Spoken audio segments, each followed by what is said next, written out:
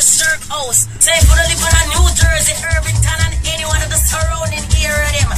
Me and me couldn't know say a Palace Jerk House and the place you go eat. I'm from the year Palace Jerk House. A morning time bright and early, them open from 7 to noon for breakfast. And me tell us like any Palace Jerk House, them have it out here. If I ackee and saltfish, you know what, them have it. If I salt mackerel, you know what, they have it. If I keep your liver, you know what, me say Palace Jerk House, them have it. And if I porridge, you know what, Orange Jerk House, them have it. Them have the cornmeal porridge. Them have the plot and the banana porridge. Me say they have every porridge. On top of that, them have lunch special for Lily and look me, I tell her say oxtail, curry chicken, brown stew chicken, curry goat, and everything have fried dumpling. Them have fried saltfish, them have patty and coke covered. On top of that, them have all roti. And me, I tell her say them have homemade natural juice. I come get to the freshly made carrot juice. Them have carrot mass, them have sorrel, jerk, balance, jerk house, them have it out there. Jerk chicken, jerk fish, jerk pork, jerk nose. So when they have on Friday, them have seafood and jerk fish Fridays. So when I don't feel for the seafood, me and me couldn't know so I can call. I'm putting on the order. The number for call is 973-399-4480. Me say Apollo's Jerk House, I the number one jerk spot in New Jersey. Sing it, representing the color heritage. Represent the heritage. Marcus Cave family. Color heritage family. Fashion with culture. Bobo Shanti. Oh. But to remember it's important to represent the culture. Hey. Way, oh, color heritage. And guess what, Winston? Representing from all the Caribbean. Listen up. The blood of African kings run up in our vein. Here, color heritage, rebellious offspring. Winston got a warrior spirit inside. From that time, we can't tame. And this a warrior spirit inside. It come from record, shackle and chain.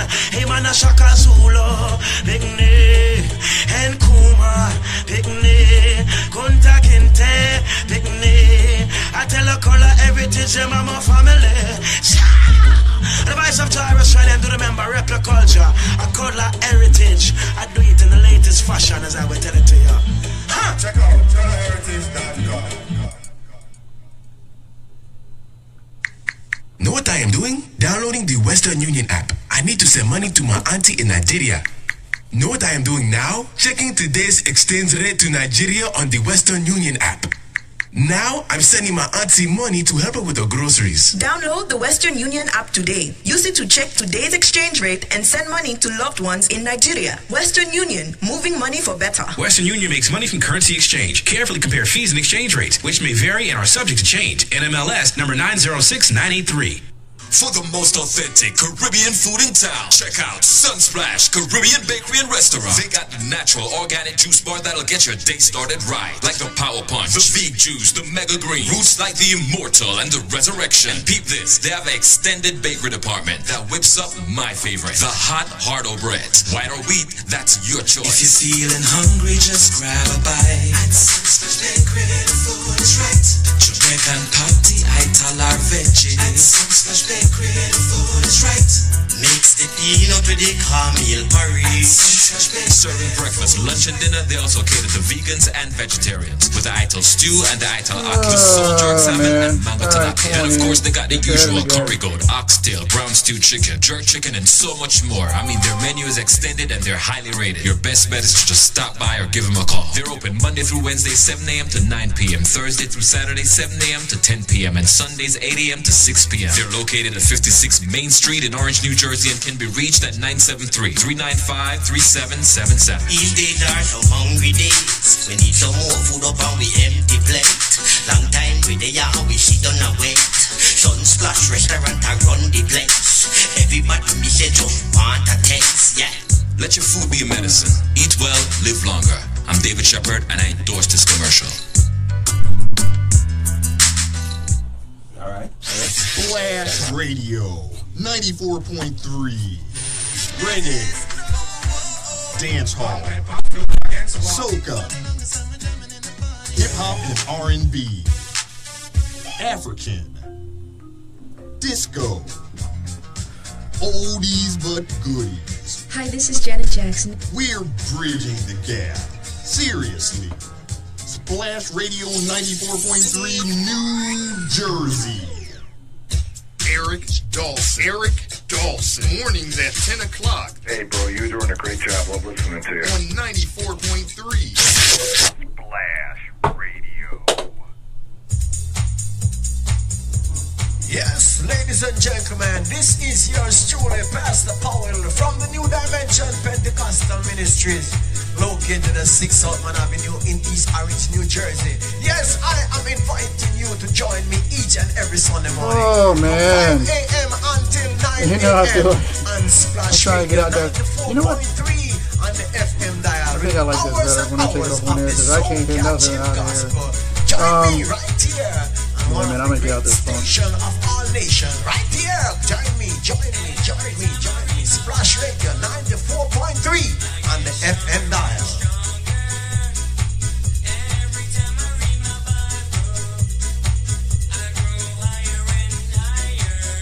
Well, I don't know, so Mr. J represent for 94.3 FM Splash Radio. We will splash out the music on them. Initialize sequence now.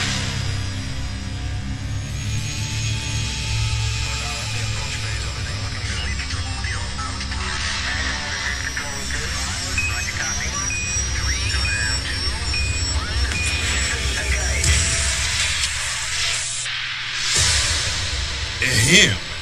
Your attention, please. This is no ordinary show. Covering news and information for Essex County, New Jersey, and beyond. This is the Eric Dawson Radio Show. Broadcasting from 94.3 Splash Radio. Now, here's your host, giving it to you like only he can. It's Eric Dawson. Hey, this is Eric Dawson. This is the Eric Dawson Radio Show, 94.3 FM. Call number 973-457-8000. Again, it's 973-457-8000. If you're listening through your mobile device, 213-493-0287. And as always, we're streaming live on Facebook. And I'm here, it's Thursday, and you can tell it's Thursday because the dude sitting next to me, co-host with me on Thursdays and Fridays, Ian Burrowes. Welcome, brother. How are you, man? Hey, good morning, family. You said you were in a funk today. Yeah, man, I'm a little funky. Your well, no, you're not a little funky. You're in a funk. Yes, I'm in a funk. Okay, let's be clear. I did take a bath. Let's be clear. Words matter. And parents, they definitely do. In that case, they do. Oh my goodness. And you know what? And parents out there would understand, you know, especially parents with more than one children will understand. But, you know, all parents, I'm sure, have been in this situation. My oldest son is down in Florida. He's graduating this morning and from kindergarten to first grade, and I'm missing out on his graduation. And I had all intents of making it there, and through several other issues, I wasn't able to go. And then, and also, I found out maybe last night or so that my 9-year-old daughter, my youngest daughter, she has a recorder recital going on now as we speak over at Mount Pleasant Elementary in West Orange, and I'm missing out on that one. So I'm not too happy this morning, when you feel like you're missing out on all these moments and you're kind of feeling a little bit as a parent that it just sucks when you can't be everywhere where you would like to be, and I'm just a little funky about that. Well, I mean, do you have anybody there from the family representing? Yes, I do. I mean, can somebody Facebook Live? Maybe we can play a little bit of her recorder recital. You know what? You know what I mean? Let me see. I mean, come on now. Look. You know, I really didn't even think about that. I was just so busy being funky about the it. fact that I missed it. But that's part of being a community, man, right? Yeah, so when you're in a absolutely. funk and, you know, you talk to people about it, they give you other ideas. So that may be one so idea. true, man. Yeah. So true. And that's important. Everybody, we got to, you know, talk to each other. Sometimes, you know, especially when you're going through little headaches and stuff like that, man, that, you know, you might get a great idea to get you out of it. So I'm actually going to try to, I just sent out a text to her mom to see if it's not all over, that she can hit me up like that, and then we'll figure the rest out. But we have a few topics to discuss, nationally, locally. Nationally, locally, a lot of stuff. Manchester, the bombing, the brother knew. Internationally, You know, I mean, come on. But before we do that, man, I got to say something. Yes, go right ahead. Look, if you got a problem with me, Uh-oh. and this is a little personal, but if you got a problem with me, come sit in a chair or call in on the phone and let's talk about the problem. I typically prefer face-to-face myself. Well, that's what I'm saying. So they could come sit in a chair. But you know what? The kind of problems that people have with me in the community, I don't want to have private meetings because private meetings don't solve anything, right? Bring it. No, but I don't want to have a private meeting. Because at the end of the day, what are you going to tell me that you can't sit in this chair and tell me? I'm creating a family out here through terrestrial radio. That's FM radio for those who don't know what terrestrial radio is, and also online. Yeah, I was looking for, you know, the movies like Aliens or something. See, that's like what that. I said, man. I'm glad you clarified that. Terrestrial radio. I was about to leave. I thought we were about to have an invasion of sorts up in here. But I'm trying to create a family and trying to create a sense of transparency and openness and honesty, because in order to do the things that need to be done in our community, I really believe, Ian, that we have to build relationships. And so I'm looking to use social media, traditional media, to build the kind of open and honest relationship with the community that I think will spur this grassroots effort, right. a legitimate one, to be able to take back our community. And so there's a brother, Jason Grove, who runs a youth leadership thing through the Urban League. Right. Okay. Well, shout out to the Urban League. Shout out to the Urban League. But he runs this program, isn't your brother part of the Urban League? My brother is part of the Urban League, but the program that Jason Grove runs is some youth program that's supposed to be engaging the youth, young professionals. I think that's what it's called. Well, here's my concern about that. The millennials, they're the next resource to be tapped in our community that will take the reins and move us forward. Jason is attempting to become the voice of the millennials, leveraging the Urban League and what the Urban League has done over the last 100 years in Newark, right? And what I want to say is this: Jason is out there bad-mouthing me, telling people that they ought not be associated with me, that they ought not talk to me, that I'm bad news. That definitely does sound personal. So what do we got to do to get you two guys to sit down and talk? So I'd like Jason. I would love to be the moderator. No, but let me finish this, please. But I'd like I wouldn't mind you being the moderator. Okay. But I want Jason. Right? Jason, crawl from under the rock that you're currently hiding under. Why has he got to be under the rock? Come on, be about that. Because you're going to be the big guy. No, but I am being the big guy because he's not called me. He's not had a single conversation with me. I don't know who this guy is. I've never met him, never talked to him. Do you understand what I'm saying? So you never met a guy I've never met a guy who is telling people that they ought not associate themselves with me. So I want to know why. Does he not know some of the good stuff that you got? Well, but that's what I'm saying. So Jason has never come and joined our van and unloading all of that food that we serve 1,400 seniors and other people in need. He's never done that. So for all of the work, and I wish I was on my internet show because then I could curse, right? But for all of the work that we do, right? This guy does BS. I just want to put it out there. But come on. But I'm telling you the truth. You're going to be above board. I am above board, but I want him to come on and prove me wrong. I want him to talk about all of the things that he's doing to truly empower youth. But what I will tell you is Jason is currently working to empower himself. Do you have a phone number for him? Or anything? No. Because I would like to call him to try to help bridge the gap. If anybody knows Jason Grove's phone number, please put it in this thread, because we'll call him online. See, this is what I'm talking about. Yeah. I want to be straight up front about it. So we both were in a semi-funk. No, but I'm not in a funk. No, I'm laser focused on Jason right now. But let me finish the thought. You're not gonna let him So live? right now, Jason, he is lobbying, and I think he was successful in lobbying to get a job with the administration downtown Newark. So let me connect the dots for you guys. Stop. Oh, you know where I'm going. Don't insinuate. So the idea is that he is going to use these millennials, leverage them for this administration's 2018 run for mayor. I want you millennials to beware. Wait a minute. Come on. I want you to beware. Let's not assume until you have a conversation. No. I've talked to several people who have indicated to me, much like that organization PC2E that came into our community and did nothing, and leveraged those people to try to forward a personal political agenda. That is what Jason is doing right now.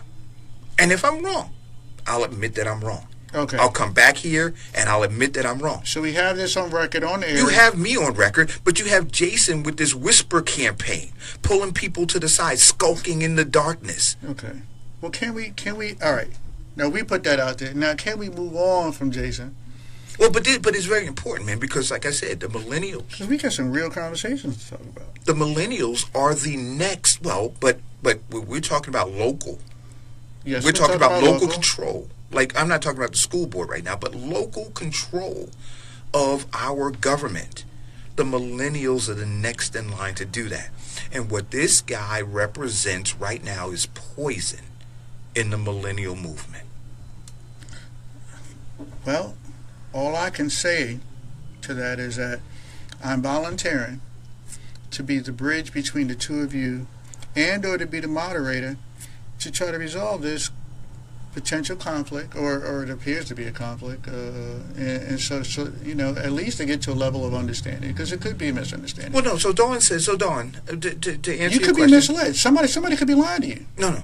So here's the deal, right? So you trust the sources. Do I trust? I trust my source. So the people who have told me this, Dawn, just so you know, are people that I would go into a dark alley with and trust that they would have my back, no matter what.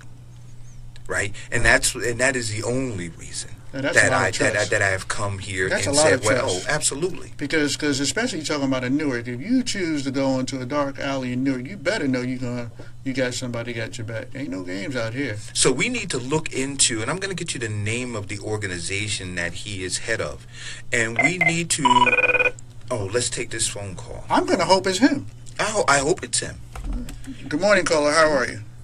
Hi, caller. Hi, Eric Dawson show. It's Felicia Owens. I'm just calling to see if Eric started doing any voter registration at the parade or festival this weekend.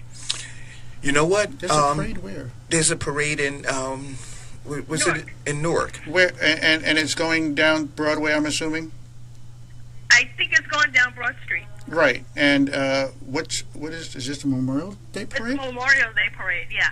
And what day is the parade? 28th, 29th, 29th. What is the 29th? Well, the 29th is Monday. So is it Monday? So no, Saturday. So the 29th is Saturday? No. The 30th is Monday, and the 30th is Tuesday, and the 29th is Monday. I know that for a fact because I have two daughters. One is going to turn 18 on the 29th. The other one's going to turn 9 on the 30th. So Daddy knows when their birthdays. So what I'll say is this: I have currently I have 25 on a weekend. Right. So, well, we'll figure it out. So, if you could get back to me, you could put it in a thread, or somebody knows when the Memorial Day parade is. Let us know. Throw it in a thread. What I'll say is, I currently have a box of voter registration forms. I think I have two boxes. I think I have 2,500 Spanish and 2,500 English. I'm happy to show up. If I can get folks who will show up with me, I think I have about a half dozen or so clipboards, and I can go get some pens, and I'm happy to be down there and try to register people to vote. So okay, you should call Pop too, because he has people who are doing it too. Okay, so Larry Ham. Oh, well, that's fantastic. Yeah, of course. When you say Pop, we know who Pop is. Okay, so that's fantastic. So Pop is going to be at the Memorial Day Parade on Broad Street in Newark on the 29th, whatever day that is. We'll figure that out, right? I don't know if it's going to be the 29th. Yeah, I know. Stephanie, two Geminis. Right, and so we'll figure it out. But yes, I will come down and I will participate in voter registration. Okay, thank you. Bye-bye. Thank you. Bye-bye. Bye-bye. Thanks for the call. Yeah, that was a good call. So being that we're on local, mm-hmm. I mean, I saw this disturbing video about a young man. It was an altercation in front of a store. They were arguing, and then one guy apparently had a knife in his hand. It was here in Newark, in front of one of the bodegas, and one guy stabbed the other. And that wasn't just the only disturbing part of the video. The other disturbing part of that video, and I'll share it with you, and then we can both share it in our threads, and I already did post it on my page, is how people reacted, or rather didn't react to that. People continued on as business as usual. They stepped over the guy, went into the store, came out the store.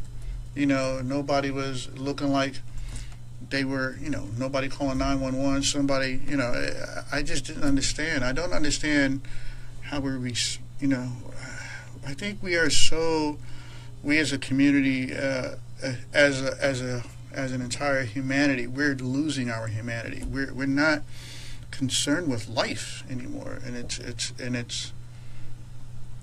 crazy. It was just a crazy response, this thing happened. The guy's trying to brave it out. The person who got stabbed, he's trying to act like it didn't bother him, but so much, and he definitely hit a vital organ or an artery or something, because he started bleeding out, and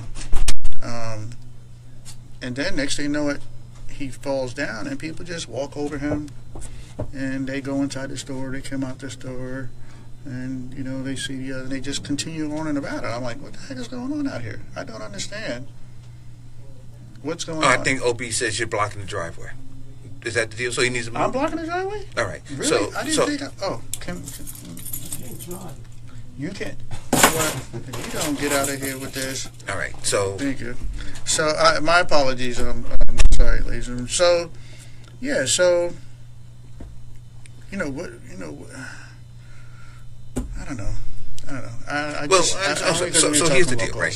So whenever I see what's going on in the community, things that you're talking about, hey, Brother Ham, humanity. Humanity. Brother Ham just joined us on the feed, and being that she just mentioned him, we'll ask him to call in. Just ask him to call in. Yeah, Brother Ham. Call in and let us know when the thing is. Call in about the parade, so we can join you with the voter registrations that we have. 973-457-8000. Okay. So in terms of the humanity or lack thereof, look, we've already had the discussion. It starts at home. But then it spills out into the community, and the community's lack of participation in terms of raising children, right? Because we agree that it takes a village. And so everybody has fallen down on the job, and so we have to look to rebuild it. But, and look, all of the things that I say are tied into each other, Ian. So even when I'm talking about this guy, Jason Grove, it's tied into it, because when we say, well, who's going to be the first bricklayers of rebuilding our community?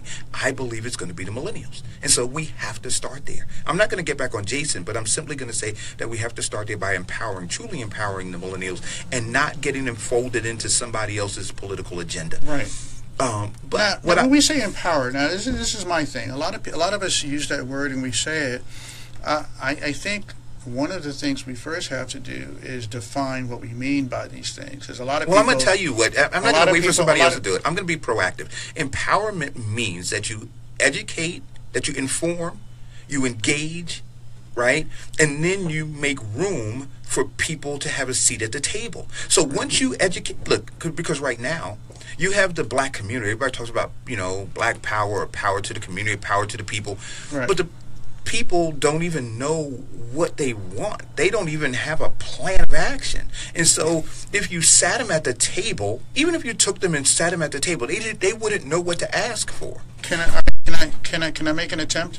I'm going to make an attempt to try to define, well, at least my own definition regarding empowering somebody. It includes, giving power or assisting and empowering somebody in the areas of economics, social economics, political. What else are categories? But what does empowerment mean? That was your question. Right. What does the word empowerment mean? You're talking about categories under which you will empower people. Right. But what is because to fully empower, I think you got to give them all those tools, all the, so that because you give them information about finances, right? You give them information about social issues. You give them information about all these things. But now, if you have the person who has the information, and I'm going to get to this because this is something we're going to talk about too on the show. We're going to talk about some of the people in our community who feel empowered, right? Self-empowerment to do some things in the community, but you have organizational suppression. You have people who have power. So there's a difference in empowerment and power. So the people in the community who have power, who are trying to prevent the people who feel empowered from actually having power, right? So we're going to have at 10:30, and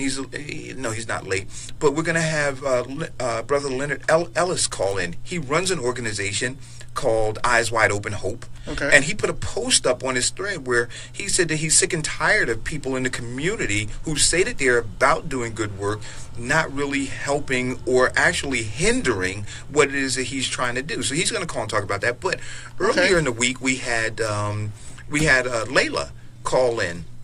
From I forgot the name of your organization, Layla, but they empower or work to empower by way of engaging young girls through Double Dutch. Oh, right. cool. But when she called in, she talked about how this administration and other leaders in the community, elected and selected, are not helping her. Right. She has people coming from Japan to learn how to jump rope. You really? have dude, and she's sending kids all over the world.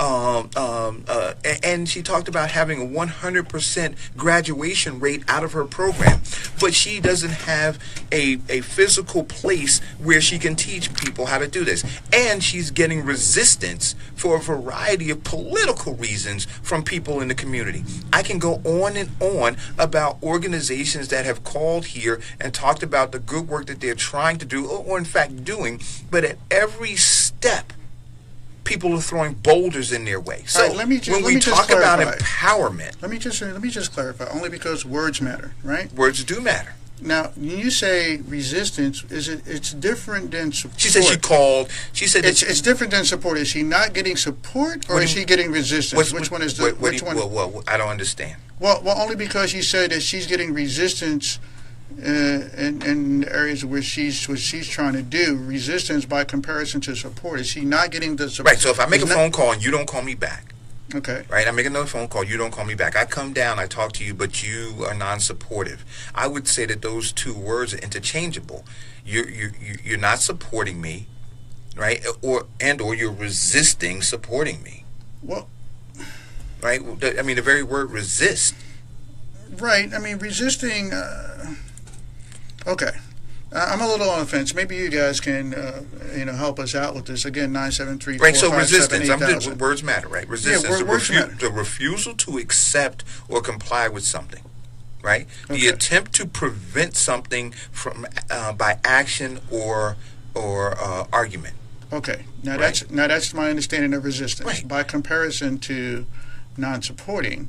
Right. Whereas that you enable it to stand on its own, or maybe assist into being able to. I think you're mincing words. Okay. I think you're mincing words. I think that that if you are in power, right? If you are an elected or selected leader in the community, and your objective is to advance the betterment of the community, right? And here's a program, and you're not helping that program, I think that you are part of the resistance. Well, all right, I might disagree a little bit. For example, like say what happened with me today, unfortunately. You know, I have two children that have different programs today, and I couldn't be at either one. You know, I'm not, you know, resisting in any kind of way or holding anything back. My inability to support because of other obligations is what got. So you're saying that. So you're saying that these guys have other obligations. I'm just saying it could be. I'm just throwing it out there as a possibility because you know. Is that there is so many obligations in other and there are other organizations. So listen, okay. So there are other organizations, and I understand why they don't want me to mention their names, right? Because there'll be political retribution. Oh, now this may be Brother Ellis. Good morning. Good morning. Good morning. This is Farrakhan. How you fellas doing? Hey, good morning, Farrakhan. Hey, how what's you doing? going on, man?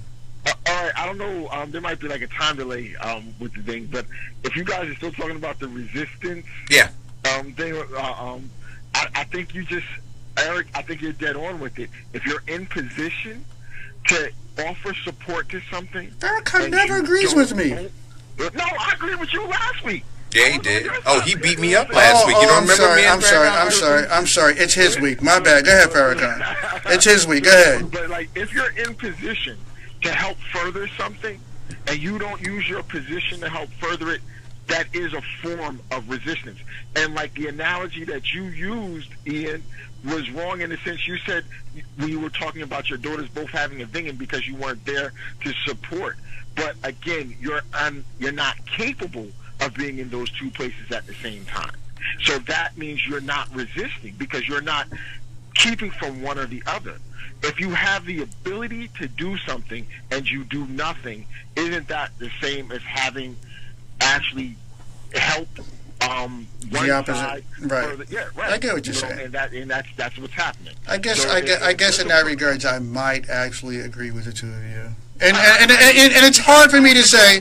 It's hard for me to say.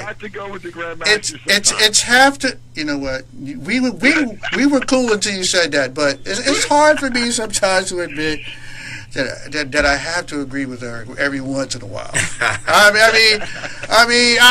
guess. All right, Farrakhan. Thanks for calling it, brother. Thank you, brother. All right, talk to y'all later. All right, peace. All right, man. All right. Hey, look, and I hope that the other gentleman that you were talking about today gets together with you and you, because you know. But I'm gonna give the other story. I have to apologize. But I want to give the other story. Can I apologize? You can apologize. But I want to give the other story because we were talking about you know, this culture in our community, right? Where somebody can step over somebody who's bleeding out or other kinds of things. So without offering any help. But here's another example, right? Last night on and I posted the link for you guys who don't tune in on Wednesday nights to Real Talk Radio with me and Osman Shabazz, and we had Butchie Nieves on.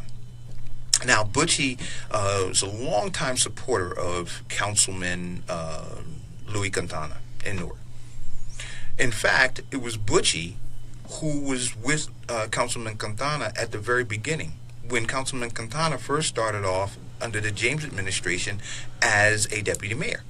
And when they wanted to run Louis Quintana for council, Butchie Nieves was there. And from that moment until December 2016, Butchie Nieves had Councilman Quintana's back. Things all changed, though, when folks who were supposed to be empowered to help their community weren't willing to feed the political establishment, right? See, because again, empowerment means that you're independent. Right, that Ian Burrowes can make decisions, right? Untethered. But there's an illusion of empowerment because there is this thin, almost invisible string that ties people who have this illusion of empowerment to the political establishment. And Butchie Nieves didn't notice that thin, almost invisible string until one day he moved beyond the degree to which that string stretched before it became taut. And so Butchie Nieves decided that he looked at his community and said, hey, look, I want some things for my community. And because the political establishment wanted some different things, which they're entitled to want, right? I mean, it's a democracy. I think it still is. They brought in, in spite of the fact that, but they're right ahead. They brought in a woman to be the deputy mayor for Jackie Quires to be the deputy mayor for Mayor Baraka, in an attempt, I believe, and so does Butchie, to form a coup, to take over the Hispanic community, right? To be able to have a direct tie to this administration. Now we got to get some other sides of the. But we should, and people should call. People should call. Because I'm okay. But then people should call. People should now, call. what I will tell you is this: 972-457-8000. But we had Butchie on the show. Okay. On the Eric Dawson radio show, and people did call that day. And there were people who were in agreement and people who disagreed. Right, but when I looked at the people who were in disagreement, the majority of those people either had jobs, right, in municipal government or in county government. And so I drew the conclusion that their disagreement was that they also were tethered to this political you can't machinery. Assume that everybody in the municipal let me finish. You can't let me finish the story, and then you tell me what you believe happened. Okay. So, right now there's a lawsuit because after a couple decades of Butchie Nieves being with Louis Quintana sent Butchie a letter, certified letter, firing him. He didn't call him and tell him. He sent him a letter. And Butchie found out that he was fired because, the letter ultimately, but he went to work and the locks on his office were changed. Right? Now, what led up to that was Butchie wanting to do two things. One, he didn't feel like Jackie should have been given that position. He believed that somebody within the Hispanic community in Newark, in the North Ward, should have been elevated to that position of deputy mayor. Bring somebody, empower somebody from within the community, but you bring Jackie from Perth Amboy. And so there was an uprise by some people in the community say, well, why are you going to bring somebody on the outside when there are plenty of talented Hispanics in the North Ward that you could have elevated to that role? Right? Now, I have my opinion about that, but I'll save that. Anyway, she was, and along with that, she at one point sat over the Puerto Rican Day Parade, and the Puerto Rican Day Parade suffered financially. Butchie Nieves decided, while he was still working for Louis Quintana, that he wanted to run for president of the Puerto Rican Day Parade. There was some pushback, but he said he was going to do it anyway. He was then, and you can read the filed lawsuit. According to the filed lawsuit, right, he was asked, I'm not sure what this is. No. We should start off with... No, let's just... Right. So, with the lawsuit, he was asked by Louis Quintana to pay $10,000, and he refused to do that. Right? So beyond that, what wound up happening was the Puerto Rican Day Parade wound up going on, but much like many other parades where porta potties and garbage removal and garbage cans, all those things are provided, those things were not provided to him. So garbage, and this is an account by many people in the community, garbage sat on the street for 2 weeks after the parade. And so you start connecting these dots and start concerning yourself about whether or not somebody who is in the community, who is empowered or feels empowered and is trying to do something, is being squashed by the political establishment. And so at the end of the day, this all culminated in him being fired and a lawsuit. And so I want to get back to, I'm trying to connect it. So back to this thing where we're saying that we need to change the culture on the street.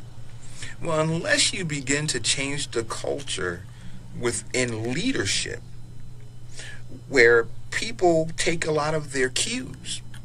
So if you have this thug kind of behavior in leadership, where people run down on you, you see, squash you out, then how do you expect at the street level for things to be any different?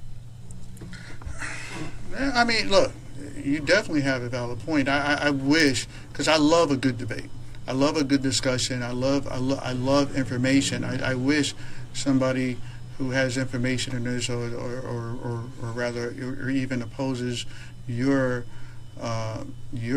theories on a lot of this stuff, would call in so we can have a good open. They're not going to call in because they know I'm telling the truth. But anyway, you want to talk about hot topics. What hot topics? Well, I know. Well, there's a couple of things. There's I mean, you know, I'm sure we've touched on someday during the week about the bombing. There's been another incident. You know, the young man who was supposed to graduate from the university that and black male that got killed recently by another racist gentleman who just missed his graduation. I believe that he would have graduated yesterday, and he was also off to the military. You know, that's a thing. And there was a thing, I don't know if you saw the post that I sent you regarding there was at a Brooklyn public library, they had reading to a group of little kindergarten kids, a man dressed in drag and singing to the kids. You know, and taking like typical children nursery rhymes and changing it up, like the man in the drag goes swish swish swish, and I'm saying, hell, like what? Okay, so let's pick one of those, and then we got a bunch of other ones. So Yeah, do you want to start with that one? I think that's an interesting one. Okay, so what are your thoughts about it? Well, all right, and I'm going to post it on the thread so everybody here knows what we're speaking of. Where did it happen? It just happened not too long ago. No, where? This was at the Brooklyn Library. Okay.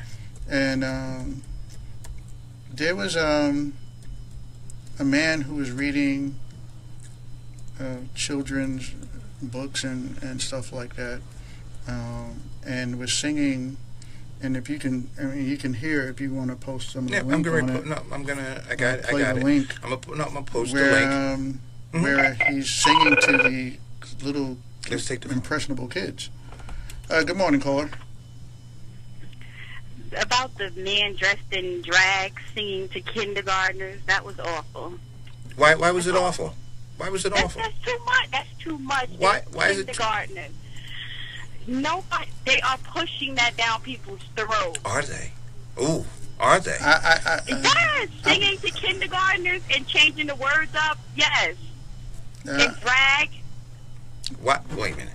So that's just too much. I know I wouldn't want a person dressed in drag singing to my child at a public library. Is there something different? Is there, for somebody who is a heterosexual versus somebody who's a homosexual? But we're talking about children. No, right. But you have. I don't like. No, not the child part. I don't even like the way it's pushed on TV so much. It's not anything against anybody who is. Is that homosexual? Is this homophobia? No, because I get along with everyone. Oh, but I know white people who say I have a few black friends. No, I don't have a few. I don't have a few gay friends. No, I get along with everyone. Okay. I don't care who they sleep with. Would you bring those gay friends around your children? They can come to my house if they're my family. I don't keep them out. I have family members that come around that are. Is there certain behavior that you would not? So if you had two gay friends come around your family, right? Let's say two guys, and they were as affectionate as heterosexuals are. No, they need to calm down around my child. But if you had a heterosexual couple, but if you had a heterosexual couple, calm down too. No, and they need to calm down too. No. I'm just talking about. So if you had a heterosexual couple that was at your house, right? And you had a cookout, and they were holding hands, and they were laughing and joking and hugging each other. That wouldn't be acceptable for heterosexuals? I'm not talking about groping and things like that. But that's not the topic here. No, but it is the topic because I'm saying that people are people. Listen, I don't think that trans whatever should have been at a library reading to children. I agree with you. I agree with you. I have the right to that opinion. Oh, you do? I don't have to have that around. Like, that's too much at a public library. Right. Okay, and then go back to the other one. Picture. Right. That looked crazy. Well, so I agree with you. You and I are not in disagreement. I was in the FTF mode when I saw it. I couldn't believe it. I couldn't believe what I was looking at.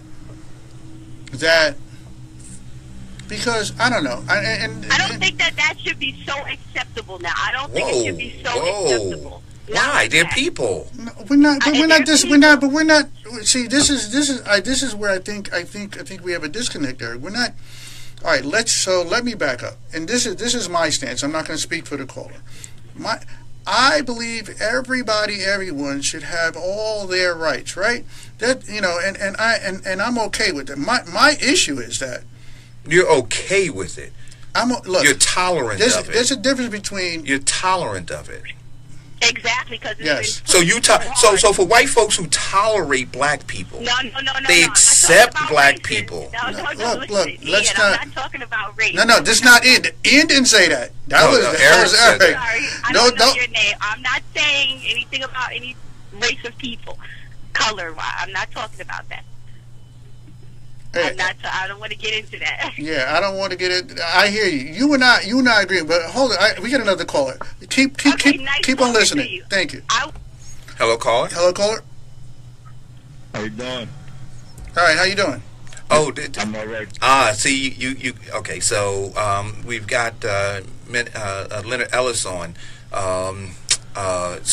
Leonard, I'm going to ask you to hold on for a second because or you can participate in this conversation if you choose. But I had him call in to talk about his organization, Eyes Wide Open Hope, in a post that he posted on Facebook. But before we do that, Leonard, I want to continue this conversation about this. The headline says that, and I posted it says Brooklyn Library, a public library, hosts drag queen story time for curious toddlers. For curious toddlers, what? Every toddler is curious. Okay. Is there a such thing as a non-curious toddler? And everybody every child that is in toddler stage is curious. Everybody. When the baby's born, you're going to come out, you're going to touch everything, you're going to look at everything, you're going to question everything, what this, that, and the other. That's what you do. So are you serious? That's a title. Right. But because what has happened, and this is I'm opposed to that. All right, that they actually did this. They have. And that wasn't the only part. Even if you would play some of that video for our audience, then they would hear some of the things that, for me, that disturb me. That the person reading the story changing up the lyrics of traditional children's stories to fit their agenda. Typically something like, and the queer goes swish, swish, swish. I'm like, wait a minute, but didn't we take the Wizard of Oz and we called it the Wiz? Didn't we do that? Wait a minute. Didn't black people do that? What is the comparison? Because the comparison. That's totally different. No, it's not. Because the comparison was. Then we can say that about Hamilton. Absolutely. But what is the comparison? Well, the comparison is that in taking Hamilton or taking the Wizard of Oz and then changing it to so that folks of color could identify with it. Right? So here, what they're saying is... But we're not talking about a situation that was set up for other Let me ask you this question. For other drag here's adults. The question I want to ask you. It wasn't for drag adults. But here's the question I want to ask you, right? Were parents forced to bring their kids there? No, which is the thing... Wait, stop. Which is the thing that's driving me... Did parents know what this was going to be about? Yes, they did. Okay, and so those parents who chose to take their children to see this, how are you going to judge them? They wanted their children to see. Now, I can understand if you were talking about like a class trip to the library, and so your child, unbeknownst to you, was on that class trip and was sitting at that performance or whatever you want to call it, and was exposed to that. Then I can understand your outrage. But if you're saying that parents intentionally took their children there, their toddlers there, understanding what the agenda was going to be, how can you be outraged by that? Are you serious? Yes, because he was talking about... So you're now judging the parents and what the parents should expose their children to. It's... Maybe... That's what you're saying. All right, you know what? Facebook community and listening community at 94.3 and everybody else, if I'm wrong... All right, we're gonna jump back on this, but we're gonna talk to Brother Ellis. Do we have him on the line still, Brother Ellis? Yeah, Ellis is here. We All have right. somebody on So let's. I'm still there. I just want to add real quick. I am a traditional Bible type dude. That's it. All right, Brother Ellis, can we put you on hold for 1 second? Because I got another caller who probably wants to talk about this topic, and then we're going to click back over to you. Is that okay? Sure. All right, Thank hold you. on. Hey, good morning, caller. Hey, what's good, Ian? Hey, what's good? Who's this, man? Sean Cheatham.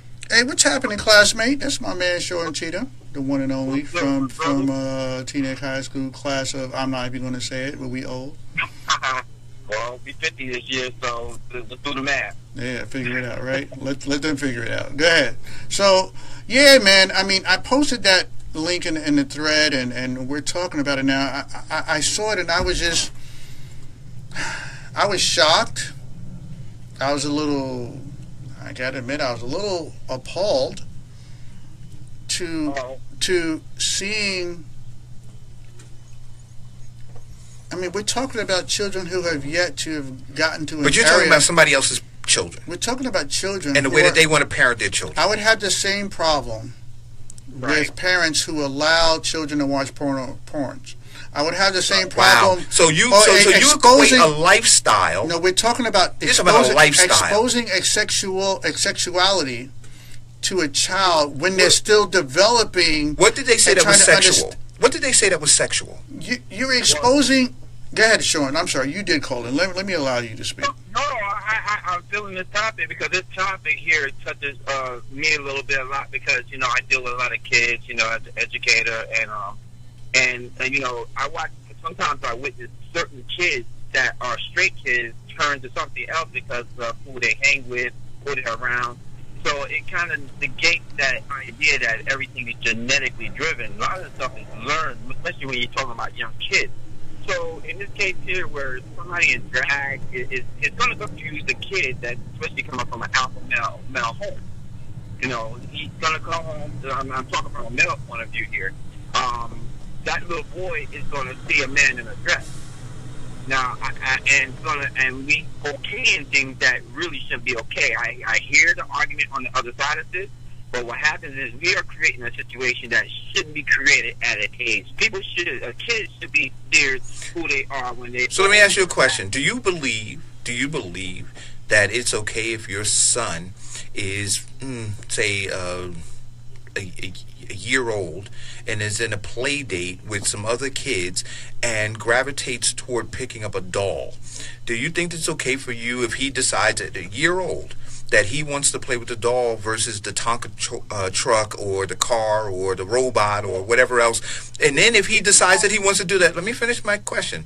Would you then support him and go buy dolls if that's what he wants to play with? And the answer is absolutely not. Wow. And any straight man, there's no way. I'm with you on that, Sean. Sean, are you homophobic? What does that have to do with? I'm asking him a question. It's a fair. What does that have to do with? Wait a minute, Sean. Would you consider that a fair question to ask? I'm not attacking you. It's a very fair question. Right. It's a fair question. Yeah, I'm gonna answer that. I'm gonna answer that, and I doubt you're gonna find anybody that even a gay man may agree with us on this. You're not gonna want your boy being gay. Let him turn gay on his own. Let him turn gay. So they turn gay. They're not so. No, I don't agree with the birth aspect. I never agree with the birth aspect. They turn gay. There is no DNA. There's no scientific nothing that shows. I don't agree with that DNA aspect. I think my theory on it has been some are put in certain environments. For example, in prison. and then when you're in that environment and you have nothing else to learn. That's and it's a learn. I think it's a learned behavior on some level. So every gay person out there, they learn to be gay. They turn gay. There are circumstances where it's not a learned situation. What are those circumstances, Sean? What are those circumstances? But we're talking about teaching. We're talking about teaching young children. What are you teaching them? You're teaching them that it's normal, and I'm going to put that in quotes, for a man to dress and up as a woman. And that's what, and you're teaching that, and it's a confusing to a child who's learning about everything coming up in the world as a toddler. I just think that part, for me, again, if we would talk, if this same situation we're talking to young adults, I would have no issue with that. By comparison, can I tell you what's scary about this conversation? By comparison what's to really children? Scary about this conversation is this: if we lived in Iraq, or we lived in one of those other countries where you could stone people, I'm saying those transvestites would be stoned right now. No, they would. Check it out. Yes, they would. Because folks like you guys would form mobs, and you would say that we need to cast them out of our community. No, you're wrong. Yeah, no, you're wrong. Because there are laws that protect them and allow them to do what they do. Because I know who I am, and I know this gentleman on the phone for about 30 years. Neither one of us are that kind of person.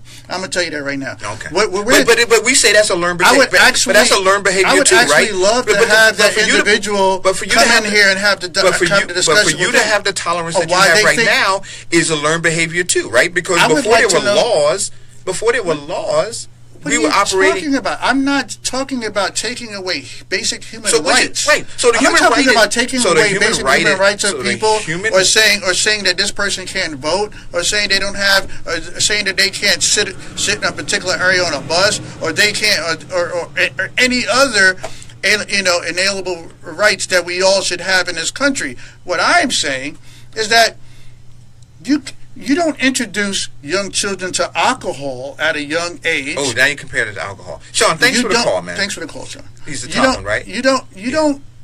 Now, I think do we still have Brother Ellis on the line? Is that Ellis now? So you don't. Is Brother Ellis on the phone now? He may have us on hold. Keep talking. All right. You don't introduce children to alcohol at a young age. You don't introduce them to cigarettes. You don't introduce them to other things at a young age. Oh. I don't think so. Introduce them to transvestites is like introduce them to nicotine and alcohol. I don't think you should introduce anything to a child that they're not old enough to understand what the subject is. I don't care about what the subject is. Whatever the subject is should not be introduced to a child if they're not at the maturity level to understanding it. You can't tell me 3 and 4 and 5 years olds are at the maturity level to understand a man dressed in drag. You can't. Let's take that call. Let's see if that's Brother Ellis. Good morning, caller.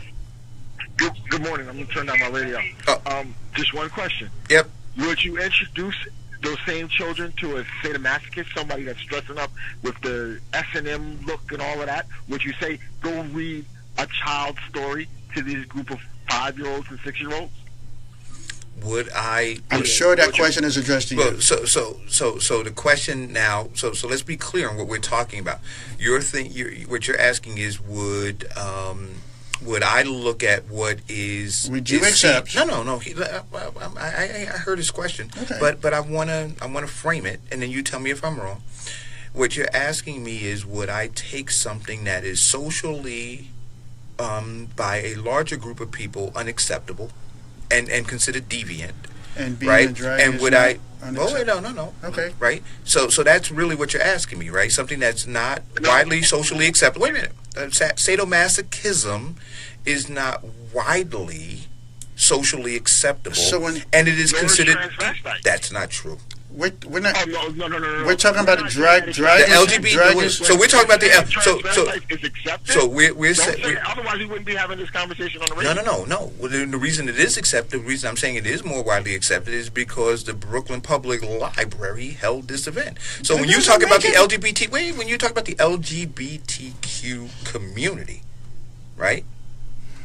The LGBTQ queer community. I'm saying that it is a much larger community, and I'm saying that I would not, and I don't believe that in the largest of the community, in the understanding of it, I wouldn't say that that it is considered largely. But the question is, this is my position, and I think the majority of, especially parents. And we're going to take a break. But when we come back, Farrakhan, I'm going to answer that question. We're going to take our. No, we're like. Okay. Yeah, I'm going to answer the question more directly. All right. Okay. All right. I don't dodge questions. All right. All right. We're going to be right back after this break. We're going to finish this, and then I want to get on to talking about some immigration stuff. Absolutely. We'll be right back. The current time. Splash Radio. 94.3. Bring it. Dance hall, soca, hip hop and R&B, African, disco, oldies but goodies. Hi, this is Janet Jackson. We're bridging the gap. Seriously. Splash Radio 94.3, New Jersey. Looking for trustworthy tax professionals? Give Impact But the Corp a question call. for me We will is at the assist end of it, you like I don't with all your tax mind fees. having those We kinds of discussions. We are a team of CPAs but and IRS what do enrolled we agents. get, like, if you are audited, our what, audit that's right. protection team Where do will we represent get you the at no community out-of-pocket to at the cost. end We of it? provide Right. 3 Well, years what- of audit protection So and a informed, year engaged, identity and theft empowered. protection. So So we're you can informing have them peace about of the mind without things fear that of audit. occurred. Call our Hey, team look, of tax we're experts engaging today. them. 973 We're on commercial break, but that doesn't mean that 4401. me and you out here listening have to stop. You know, we can continue our conversation through Facebook Live. You guys see, obviously, on this particular topic, Eric and I are in total opposition. I mean, I don't understand. For me, I have a personal problem with introducing any child to any subject that they are not mature enough to understand. If you're not mature enough to understand the topic, for me, I have a problem. Hey, Eric, good morning. I have a problem with introducing any child to any subject that they're not mature enough to understand. So, know what I am doing? Downloading the Western Union app. I need to send money to my auntie in Nigeria. I don't care. Know what I am doing now? Checking today's exchange rate to Nigeria on the Western Union app. I'm in the village. Now I'm sending my auntie money to help her with the groceries. Download the Western Union app today. Use it to check today's exchange rate and send money to loved ones in Nigeria. Western Union, moving money for better. Western Union makes money from currency exchange. Carefully compare fees and exchange rates, which may vary and are subject to change. NMLS number 906983. So that now they're coming up learning. They haven't even gotten to a stage of adolescence to understanding their own emotions and feelings and how they feel about somebody. They haven't gotten their first kiss. You're listening to the Eric Dawson Radio Show on 94.3 FM. So the question that was put to me before we take on our brother Ellis on the phone was whether or not okay, I just want to make sure I'm answering the right question. Okay. Whether I would bring my children to an event or whether I would be opposed to other people bringing their children to an event. Well, I know the answers to the second question, but because the fact that we are in opposition. But the first question, I can't answer that one for you. No, I'm trying to say the question that was asked by Brother Farrakhan. Was it? No, he was talking about sadomasochists. I'm saying would you be in the same vein? If parents had taken their kids to there were sadomasochists there? Somebody dressed up, and not in a certain type of fashion. Right, and that's what we're speaking of. We're not speaking of... Wait a minute. So I'm going to answer the question. I'm going to say that if parents were taking their children to... so you have, people dressed up with chains around their necks and things like that. It's not my thing, for sure. But Is dressing in drag your thing? No, dressing in drag's not my thing. Exactly. But I don't. But I don't know. I mean, the honest answer for me is I don't know. And I can appreciate a I don't know answer than rather I don't know. Just to appease. And the answer, and I thought about it during the break, and even the I don't know gives me pause about who I am. So I have to investigate that a little bit more, and then I'll let you know why there's even a differentiator between the two, right? Because with the one, I'm not pausing. I'm saying I think that parents should go. With the other one, I'm saying I don't know. So I got to figure that out about me, and then I'll get back to you about me. Let's see if we got Leonard on the phone. Hey, good morning, Leonard. You still there? Hello? I guess we'll let him call back. No, yeah. So let's hang that up, and we'll see. So let's continue this until we get. So for those, we're gonna bring everybody back up to speed. The topic we're talking about, and I posted it on the thread, and I think Eric posted on, copied the link to his thread as well. Was regarding there was at the Brooklyn Library had a man dressed in drag. Or what's the title of that thing? It was Drag Queen something read story time. Yeah, Brooklyn Public Library hosts Drag Queen story time for curious toddlers. Right. Now you heard that, right? That's the headline.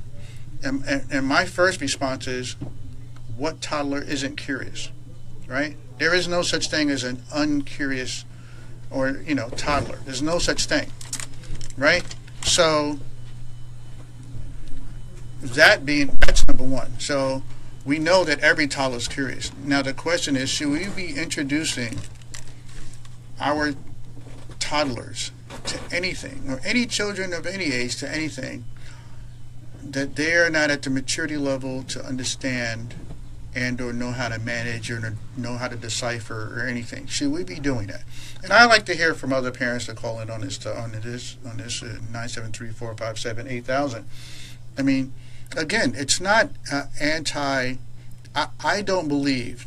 I believe that I'm not an anti-gay person as regards to human rights, etc., so on. I know that I'm not that type of individual. My issue comes to the fact that we have little boys and girls who have yet to learn their own individual identity, and we're introducing so many of these other things to them at an age that they can't understand right now, and it's and I think it's a little, and I think Sean made a point earlier when he said that some of this is a learned behavior. I think some of it is learned. I don't think everybody who happens to currently be part of the LGBTQ community was born that way. I think some over time became that way through other influences. That's my opinion, and there's some evidence to support that. So my thing is, are we introducing, when we introduce children to behavior such as that at an early age? Let me read a quote that's in here. Okay. Tell me what you think about this quote. Okay. Right? It says, molding kids while they're young to accept and celebrate differences is how we raise kind and empathetic kids. Raising kids that can flex their mind to encompass all representations of people will be paramount to promoting more peace and less divisiveness. What do you think about that paragraph? That's a beautiful quote. But do I agree that that's what was happening? I would please play some of that. Please play a clip of that. A portion of that video, so that our audience can hear what's going on. Because you don't have to. I don't have to promote or a certain agenda in my household to teach my children tolerance. I don't have to do that. Tolerance. So yes, because they didn't use the word tolerant, but they didn't use the word tolerance. They're not using the word tolerance. Right. But what I'm saying, but what they said, they said acceptance. There's a difference between accepting and tolerating. do I accept? Right, but they're not trying to teach their kids to be tolerant. Right, they're trying to teach their kids to accept the differences. I accept all people and all humanity. Do I believe in their ideology? That's two total different subjects. And so, but please play a portion of that video, because if you need to look on my link, you can go to my page. I have it on there. You have the video on? I have the video on my page. I posted it of the thing on March 23rd. I mean May 23rd. I posted it, and I also in the thread, I put it in my thread as well, a link to it. There's a link in my thread. I'll see if I can find it. And because then maybe everybody out there in the audience can listen and hear what I'm seeing, and you really need to see the video to really get into real perspective on it, because I'm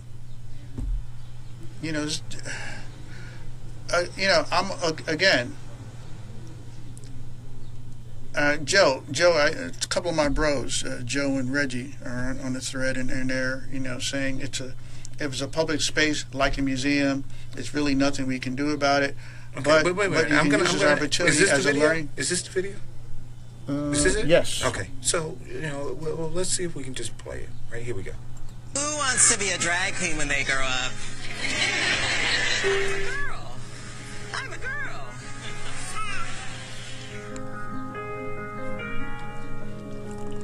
Now, I would love for you to start that that beginning again. Swish, swish, swish. Swish, swish, swish. Swish, swish, swish. Drag Queen Story Hour is fantastic because it addresses all of these issues of gender fluidity and self-acceptance, and all of these topics that are real, are very, very real. Do you get it? Everyone thinks that this girl is a boy because she's a little bit of a tomboy. All right. But just the very beginning statement. That gay people are sinful or evil or, bad to begin with. So, we're sort of just starting from such different places that it's kind of irrelevant to me.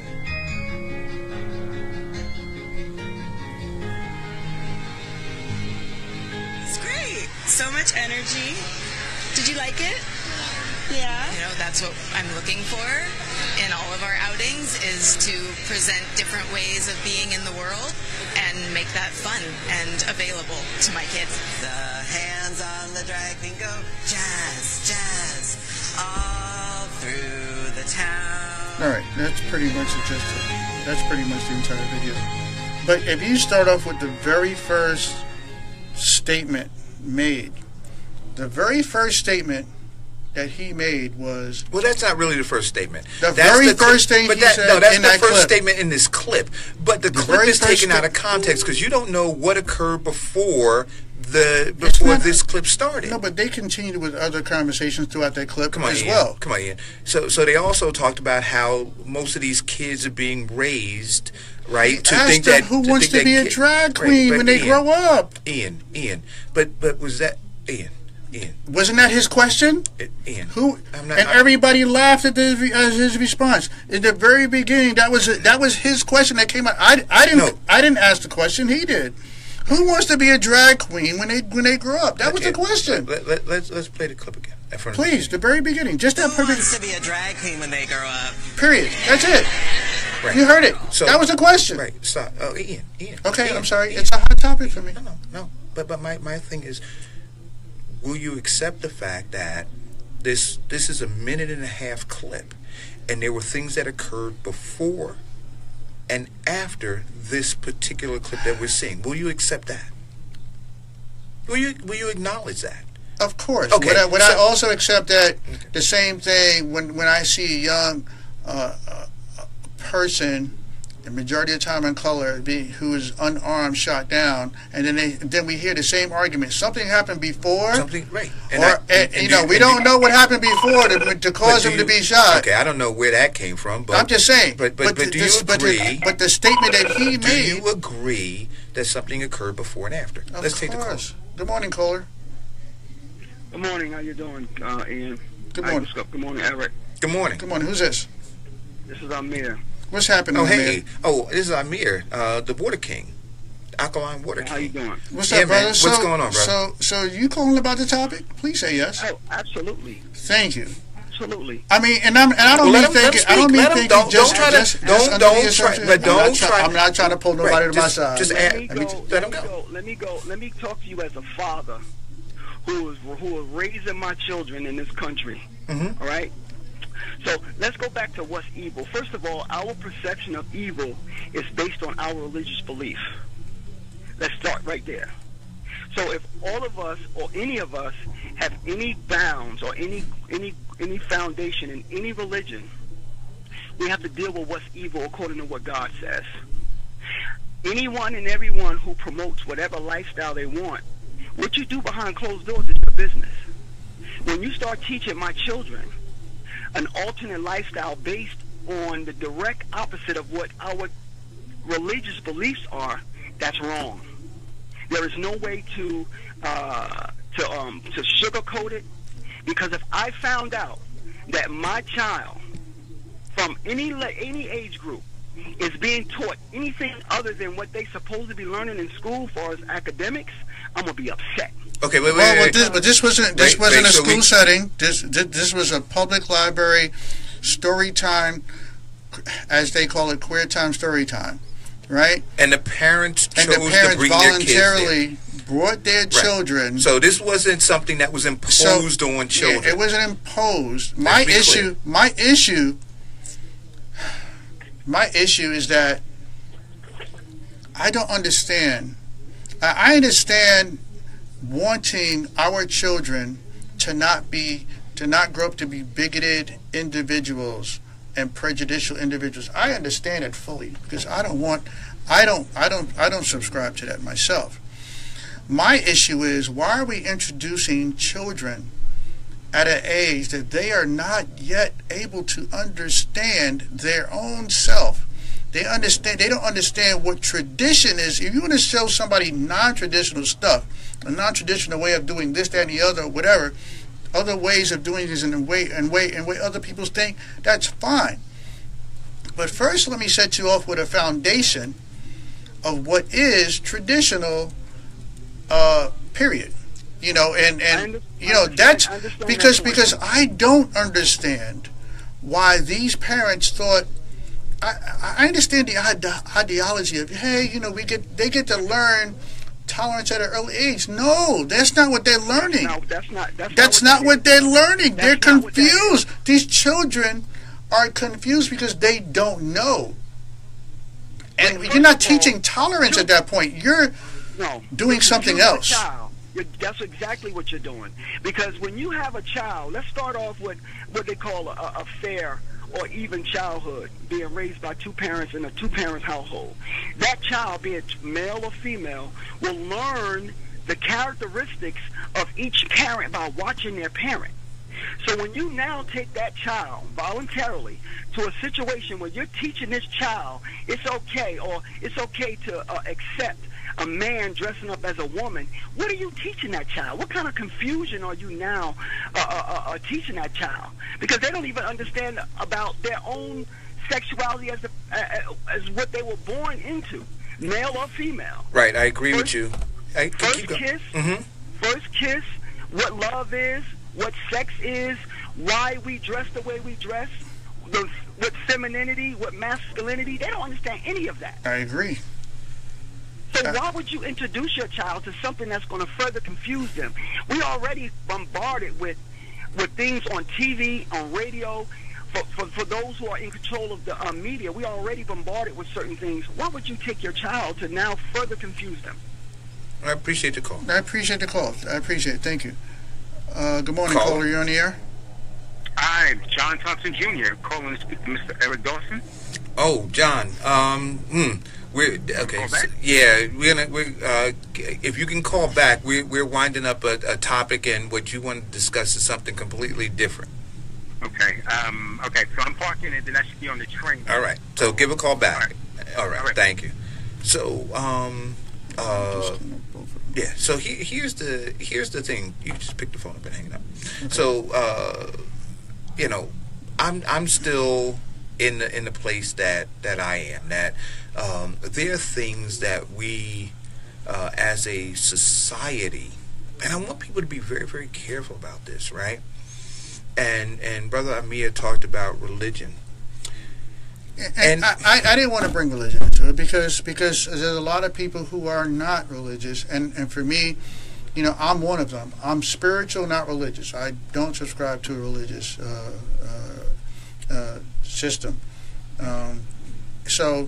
But spirituality, nature. See, because I want to, what I want to say to you?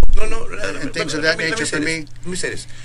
There was a time, not too very, very long ago, where if you were a single mom, you were shunned in the community. Shunned.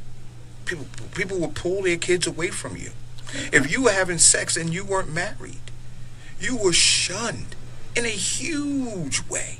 I mean, it was perverted to have sex. I'm not talking about shunning. But I want to be.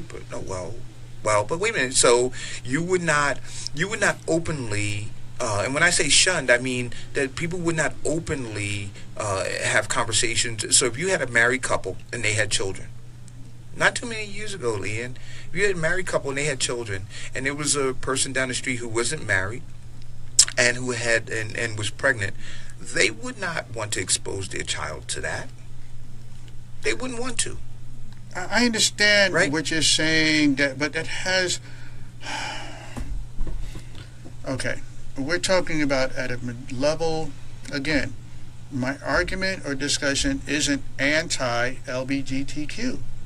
My argument and discussion is what the hell are these parents doing, so let me bringing their child I got a question for you. To a queer time story I got a question for you. When these children are So here's the question I have for you. Here's the question I have for you. Please. If you have a parent who, because these queer folks, right? These transvestites live in our community, right? They hang out, they go to parks, they ride bikes, they do all the things that we do. So if you are a parent and you take your kid to the park and your child sees a transvestite in the park, what should you do?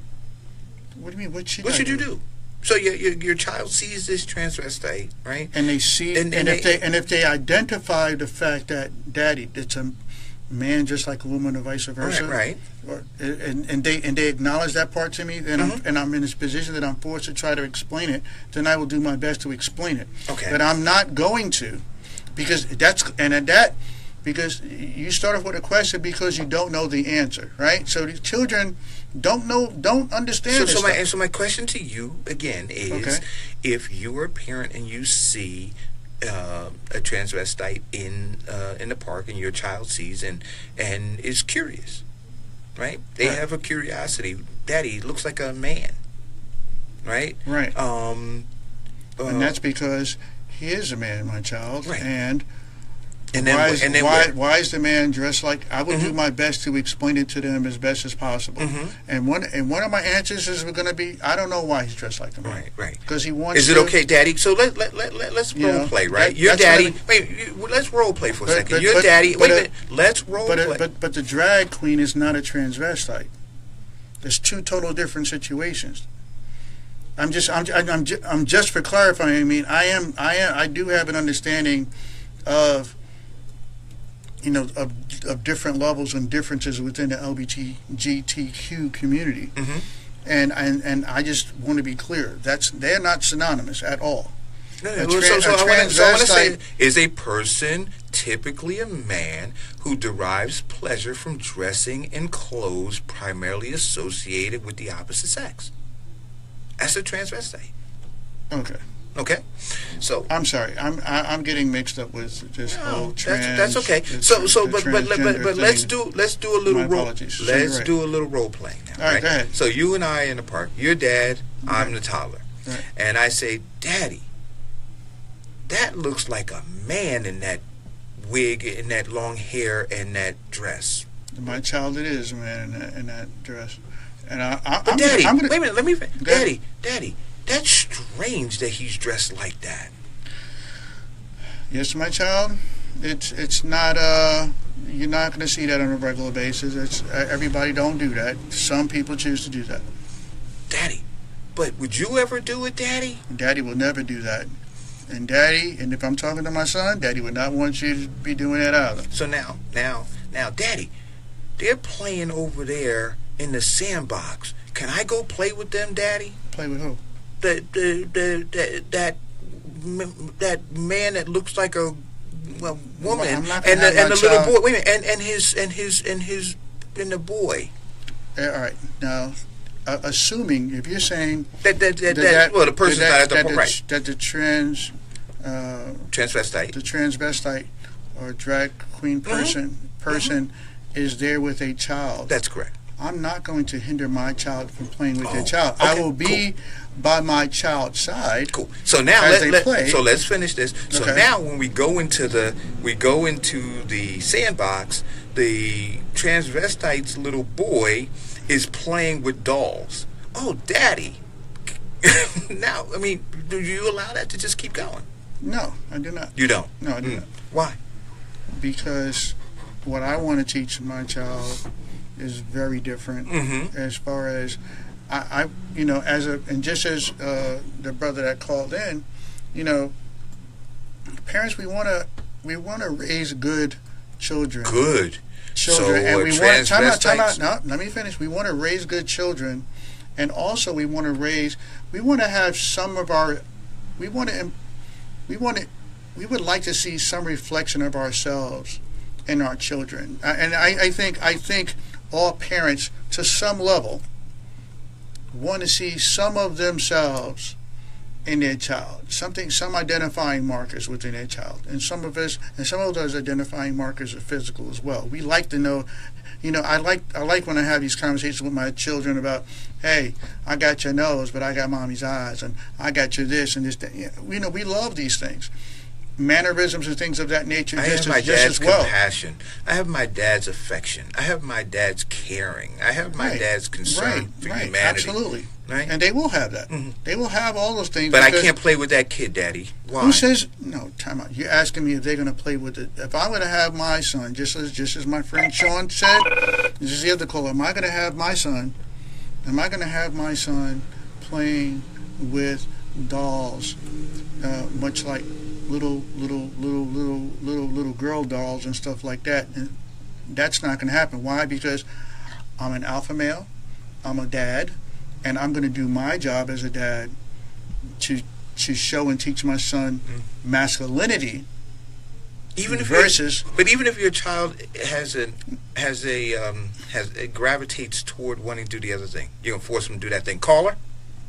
Good morning, caller. Yeah, I'm here. Hello. Good morning, caller. You're on the air. Yeah, I'm right here. Okay, so we're gonna break this topic, and we're gonna talk to Brother Ellis. Brother Ellis, thanks for calling back. Thank you for your patience. The topic became a little hot. Obviously, you understand. Yes. I am not touching that topic. Eric, you would be wise not to.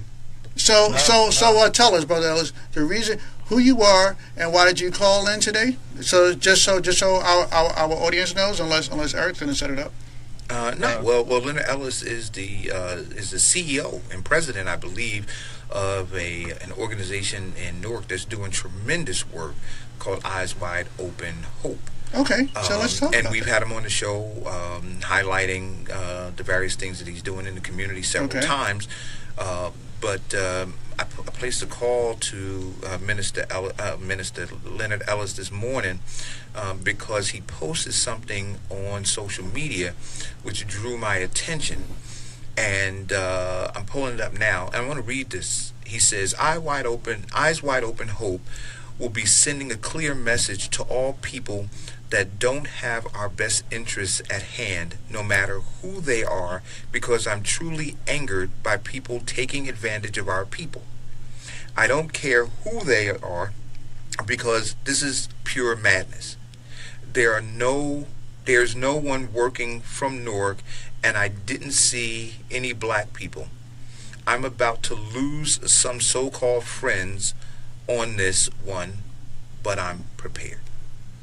All right, so Eric laid it out for you and leading you down a path. So I'm gonna let you get in grab that baton there, Mr. Ellis, and take it on away. So what was that about? Well, you know, it's been a lot of things going on in New York with the redevelopment of our community. From what I understand, we don't have black people working these sites because we don't have any black contractors that's able to bid or have heavy equipment to do the work in there to hire our people. But my thing is how do we allow these people to come in without employing our people? And another thing saying that they have to be qualified, you have to be a part of a union, and there's steps that we have to take in order to do these things. It still infuriates me because what is that telling our people? Is that telling our people that we can't get grants to get this heavy equipment? We can't.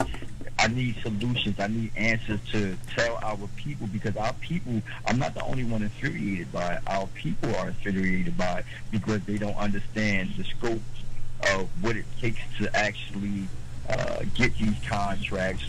They don't know about the freeholders meetings. They don't know about these things that's being publicized through the council meetings and all these different things. And I'm actually upset because I have parents coming to me, bringing me their children, saying they don't want me to die. And because of my background and who I was and to who I've become, they saying if you can change, then they can change. And how did you do it? All right. Well. On that note, only because she mentioned it, and it's great. What is your background so we can understand and then move forward from there? And you just something brief. You know, you don't have to go all. Yeah. No, it's cool. I mean, like everybody know me. I used to be one of the worst bloods in North. I did 7.5 years in prison.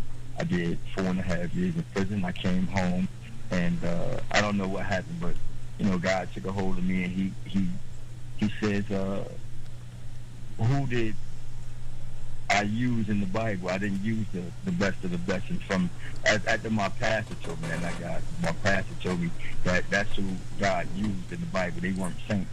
So who best to understand and relate to our people than somebody that's been out there, that did the things that they done, that experienced some of the things they did and made the change that I've made.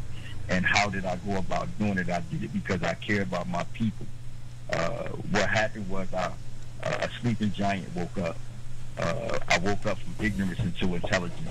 Okay. And by doing that, I started embracing the reality of our people. And the reality of our people is we don't have anything, we don't own anything, and we claim blocks that we don't own. So we need to start elevating our minds and bring a whole new thought process to come.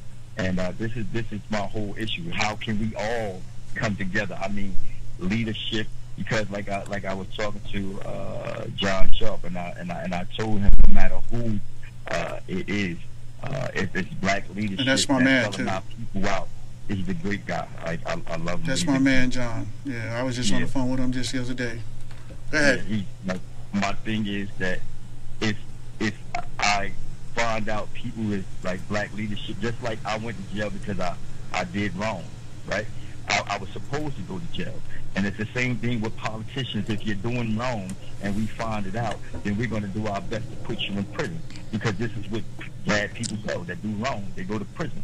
And just like I had to go, I'm going to hold everybody accountable so they'll go and they'll take their turn, because nobody's higher than the law. Okay. Well, you know what? First I want to commend you on your turnaround.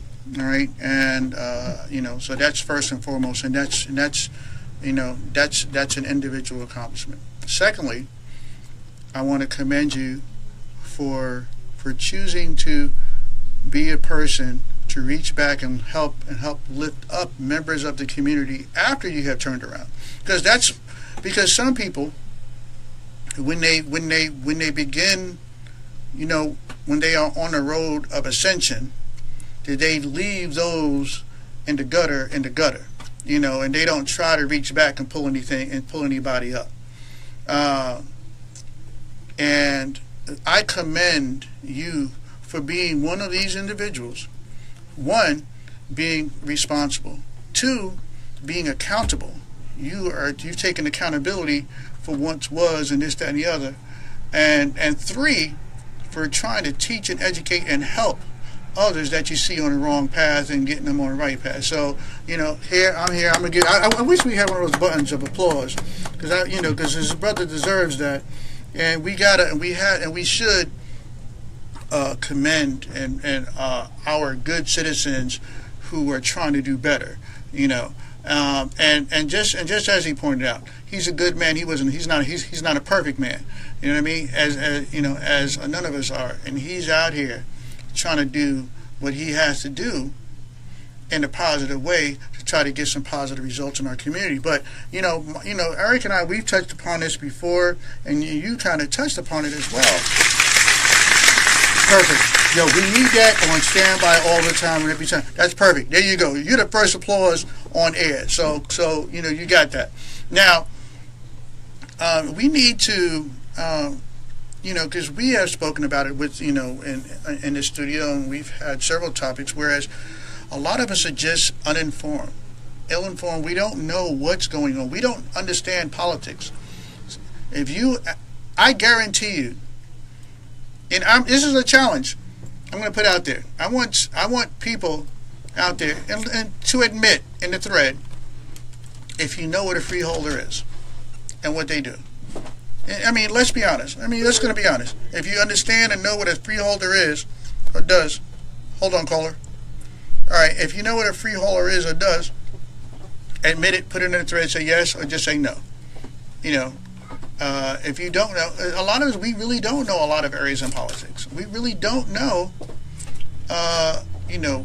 where to go. So when we have issues, and that's part of the problem, I believe, in our community, because the reason why we are in the rut politically, right, I think is because we don't know politics, right? If you don't know a subject, you're not going to be at the top of the class in that subject. So why we on the bottom of the totem pole in politics is because we don't understand politics. We don't know politics. So, that being said, we tend to run to our ministers and our preachers because that's who we've always deemed as the leaders in our communities. But they're not the people that has the answers to the political questions or the political quandaries that we may have, and helping us navigate through the question of how do I do this, that, and the other. I want to get these contracts. Maybe we can find a place that will rent us these heavy equipment. Would that help qualify me? This, that, and the other.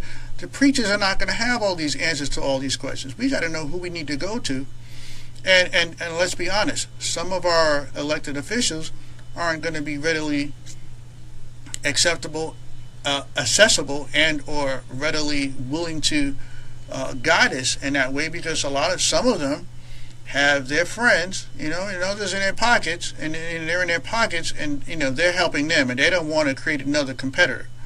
So it's going to be. I think we have to,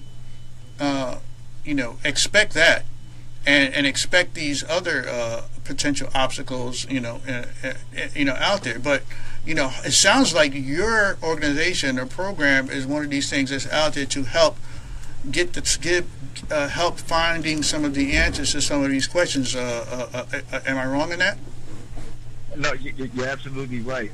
We also have a branch in Detroit. We have a branch in Florida, and we also looking at Philadelphia and North Carolina. We're in talks for opening up branches out there, because it's not just North New Jersey. This is the problem that goes on. I'm sorry. What happened? Hello. This is not just I'm sorry. Right. It's not just a problem with American. Just in North New Jersey. This is a problem that stems from here across this country, and it also starts from. We can go on and on. It leads back to slavery to now. It's a condition. It's a mental condition. It's an illness that people are avoiding. They want to say that we pointing a finger. We're not pointing a finger. A lot of us point the finger, but a lot of us also point the finger at the mirror. That means we point the finger at ourselves. But we have to understand the mental conditions that's led from years to years to years, and this is what we need to do.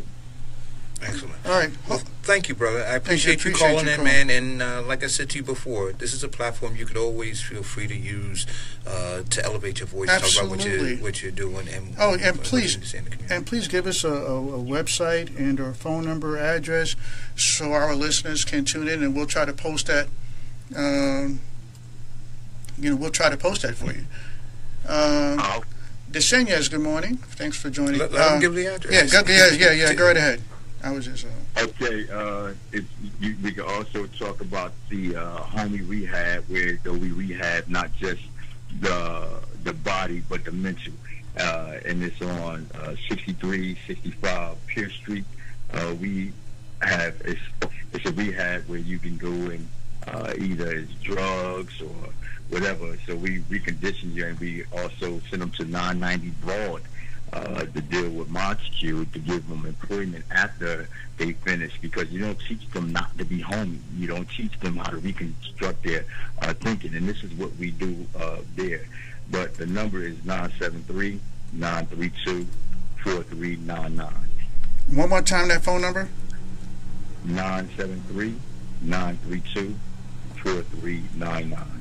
324399 is the number, and the name of your organization is, I'm posting it on my Eyes Dot Open. Eyes Wide. Eyes Wide Open Hope. All right, brother. Thank you for calling. Thank you for all you do, man. Thank you for having me. All right. Peace. So. Hey, good morning, caller. Good morning, caller. Great morning. You're on the air live. Oh, yeah, I was just going to say, what I think has happened is over time, they stopped teaching fundamentals to kids. You know, I mean, if learning isn't fun, a lot of times they often stray away from it. And what fundamentals are those? As you having fun when you're a child, when you're a kindergarten, you're a preschool. You have fun learning your colors and your numbers. And growing up, it's a stricter policy. I mean, you even go into the school to prison pipeline. But it's like, when you get older, it's like, okay, the only fun you have is your friends and hanging out with them. And it's like, okay, if all your friends are having fun drinking and smoking, that becomes your definition of fun. But if your friends, your surroundings are just people buying houses, that's what you're going to do. That's going to be your definition of fun. Oh, okay. I see what you're talking about. So listen, I want to get your, and this is on your page, Ian. Joe Sorbino writes this, and I'm going to read it. It says, diversity and acceptance has to be unconditional. If it isn't, then people can discriminate based on race, ethnicity, and religion. Okay. Can't talk about a racist or someone that hates someone with a different belief or religion if you act like them. Do you agree with that? I believe that's grown. That's more so grown from childhood, as to you learning that you learn that from your parents or things of that nature. People don't just come in this world racist. Right. So right. I'm trying to get a beat on where you stand on the what's it called, queer time? Was that it, Ian? Yes. That, I don't know. Were you listening in earlier? We posed. It was this video that I came across, and I posted it on my page, and I shared it with the community regarding the young lady hung. No, that was a whole. That was bro. That was crazy. Oh no, not that video. Not that video. The other video that I recently posted, actually, it was on my page on the 23rd, and I put links to it within the feed, on the live feed on Facebook. This man dressed as, he calls a transvestite. A transvestite. He defines himself as a drag queen. He had women's clothes on. No, I'm trying to think of the name of the thing, but he was in the Brooklyn Public Library reading for children's story time, and one of his very first questions on the clip was, who wants to be a drag queen? Which on the clip. I said on the clip. But I think you're misrepresenting that. I can only represent the video as we have it. I don't know if I'm misrepresented, because there was a lot of talk supporting him being there and the reasons why they want to do it. I understand promoting tolerance, but are we introducing children on a topic too soon? I think that within itself is, I believe, wrong. I would say. I mean, you don't want to teach them that. I mean, teach them that. What is that? What is that? And a lot of things come into. Caller, what is that? Teach them what? I mean, a drag queen, as you so put it. So, I mean, that's to say, hey, you have a female, you have males. You know, as a child, you know, you don't necessarily know the difference. So your parents teach the difference. So it's like, hey, that's the boy, that's the girl, that's the man, that's the woman. And it's like, not even the fact that is making it more difficult, but it comes from the fact that a woman should act like a lady, you know, and a guy should act like a man. As to, you know, not necessarily just saying, oh, the guy's supposed to take over the house and own up to everything, but, I mean, there's certain roles that people have to take in their lives as their gender. Oh, wow. So should we roll back and say that women shouldn't be able to climb telephone poles and maybe shouldn't be firefighters? And I mean, what are we talking about? We're not talking about physical aspirations as to a woman being able or capable to do things. I mean, you all know women are definitely very capable of boxing, wrestling. I mean, you have Ronda Rousey. A lot of women have the confidence. Well, let's not talk about Ronda, because I think her career is finished. Whatever. Ronda can still come up here and kick your butt. Look. Talking all that stuff. Look, don't let me call her. I got a phone number. Look, listen, all you got to do is keep Ronda at arm's length and jab her to death, man. Hey, look, let me tell you something. And he just mentioned Layla Ali. That happens to be one of my friends from high school. Man, I give you Layla. Mia's younger sister. Aaliyah. I mean, Layla. Layla can get it. I'm sorry. Right. Man. But go ahead, man. All right, look. You got my mind going other places, but. All right. Talking about Layla, bro. No, that's okay. Layla so, you don't talk about. Right. But okay, go ahead. Right. So I'm back. All right. So your point is that you believe that there are roles. The caller believes that there are roles that that people play, gender roles that folks play, and what I'm saying is playing or that you live out. Right, that you and I'm saying, and there are people who are, and I was in your thread, man. It was quite interesting. You know, people were talking about social constructs, right? Right. Good morning, caller. You're in the air. Yeah, this is John Thompson. Yeah. Oh yeah, disconnected. Yeah, I'm sorry. I was. I thought you were done, and we were going to pass it on. Nope. Yeah. Jason Chinek is representing, but we're gonna give John. Give John 5 or so minutes, and then we're gonna wind this down. So that's perfectly fine. Yeah. So John, you posted a video on Facebook. Well, first announce who you are. My name is John Thompson. I'm a boxer. I go by the name of Follow Kid from Newark, New Jersey. He's my man. Oh wow, this is a different John Thompson. So wait a minute. That's my John Thompson. All right, so there's another. Well, you know what? The other John Thompson would have said John Thompson Jr. This is my man here. This is my man. That if I call him right now, be like, yo, Eric is bothering me. He can come knock you out. I got it. You know, I'm glad that. Okay, I just want to understand. I just want you to understand. Since you're a boxer, he's a professional boxer. Since you're a professional boxer, would you agree that as long as Ronda Rousey gets in a ring with somebody who has some decent boxing skills, she will lose? Yes. That's right. All you got to do is jab her to death. Am I right? Yes, absolutely. But, all right.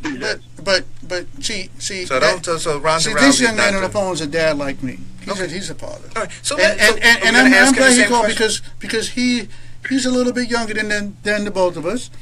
Obviously, because he's a professional boxer, right? And I'm sure he's not our age out there boxing, right?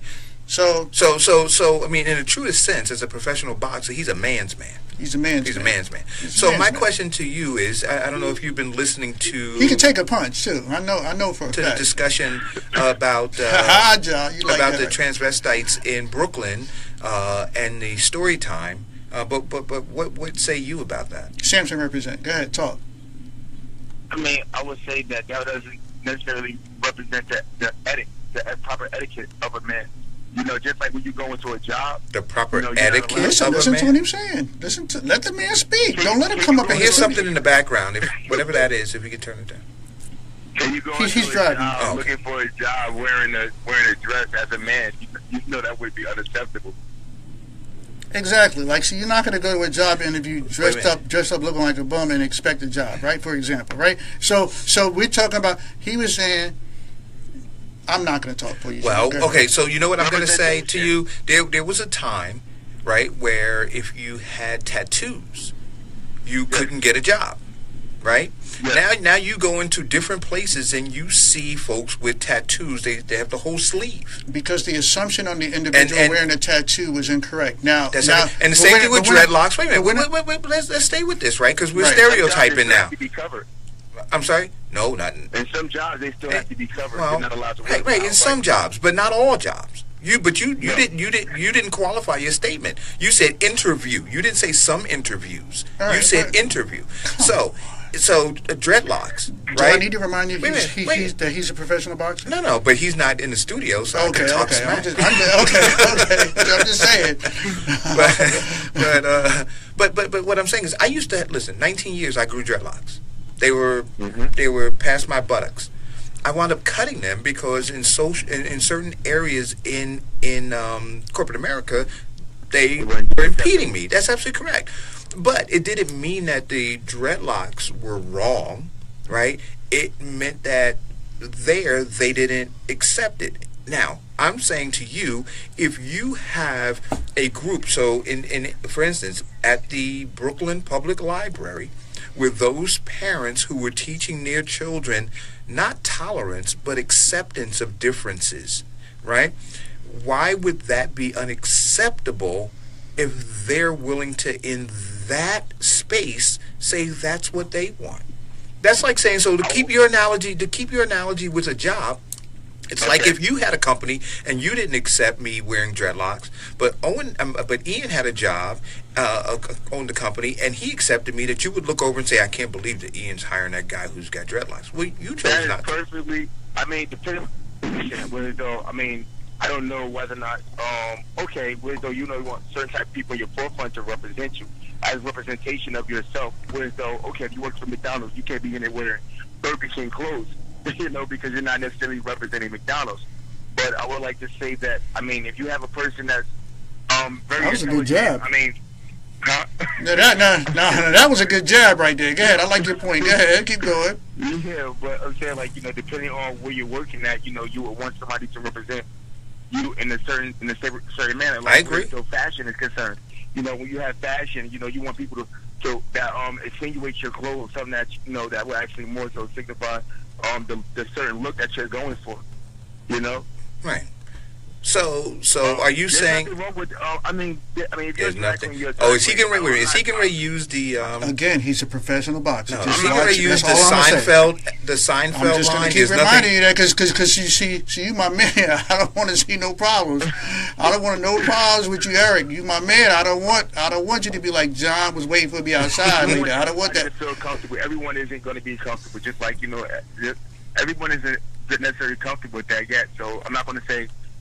Don't accept it. I'm just going to say, hey, I treat people as people.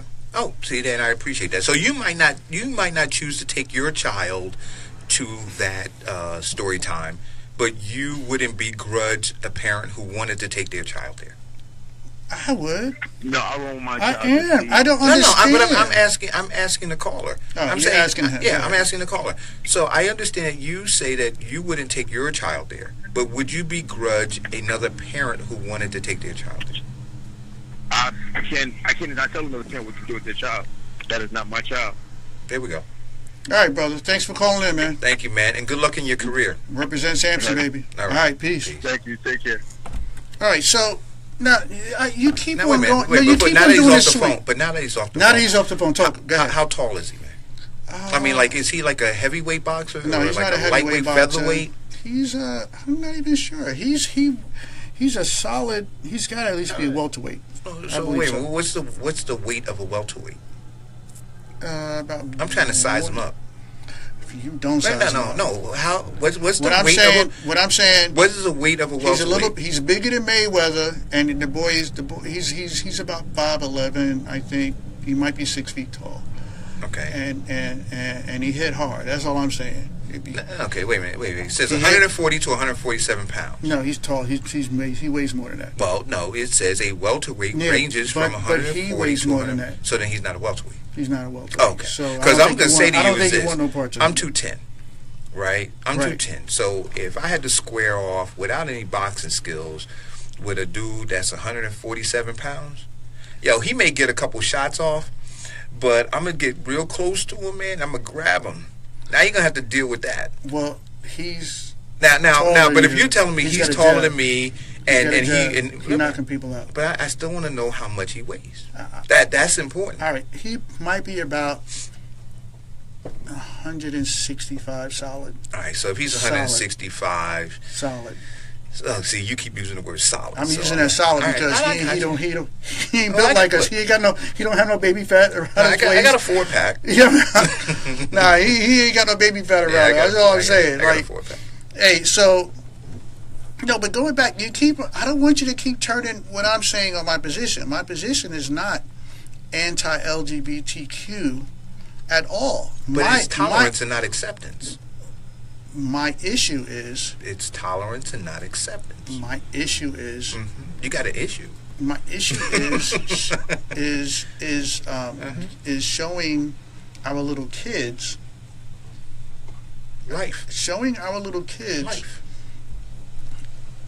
Introducing them to life. Because toddlers who are curious, who don't know anything about themselves yet, sexuality, anything of that nature. No, it's not about sexuality, though. See, I think How that's is it the not difference. about sexuality? Because you have a man. It's a man dressed in a dress. Well, let me ask you a question. Stephen Cobain, right? But why would you? But why would you ask? Dressed in a dress. Why would you? Was ask? Was that sexuality? Roosevelt, as a kid, his parents dressed him in a dress. Was that sexuality? Okay. Why shouldn't? All right. I'm going to say any successful person who does public speaking first has to kind of know their audience. They kind of speak to their audience. A lot of comedians, they survey their audience before they choose a particular routine to go through. This adult man knows his audience are a little bunch of toddlers, and his question to the toddlers was, "Who wants to be a queer when you grow up?" That's a retarded question to ask a bunch of toddlers. As an adult to a child, that's a retarded question. It has nothing to do with his lifestyle. It's the whole situation is why. First, those parents who chose to do that, I disagree with them. They can do what they choose to do with their child. Bringing their child to Queer Time, Story Time, I don't think teaches tolerance of queer members of the community. I think it confuses the child. That's my opinion on that. I think you're confusing a child by introducing them to Queer Time, Story Time, or if before the child doesn't know what not being a queer is, you're teaching them what a queer is. I mean, they don't have a clue of sexual identity at that point. Again, so when they say curious toddlers, that was the most ridiculous thing you're talking about it, because every toddler is curious. There is no such thing as an uncurious toddler. So I don't know. And Stephanie, you say I'm overthinking it. Please call in and explain your position on that, because I don't know what you mean if I'm overthinking.